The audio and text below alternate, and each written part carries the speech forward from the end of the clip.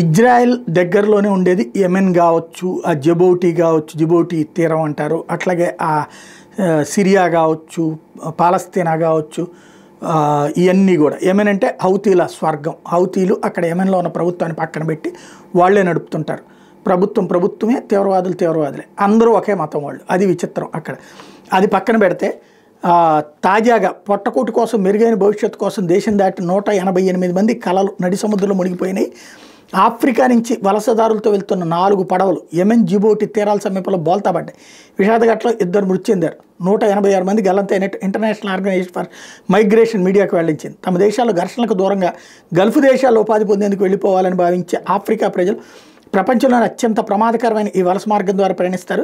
జనవరిలోని ఈ మార్గంలో ఇదే తరహాలో ప్రమాదం చోటు చేసుకుంది. యెమెన్ తీరంలో పడవ మునిగి సుమారు 20 మంది ఇథియోపియా ప్రజలు ప్రాణాలు కోల్పోయారు.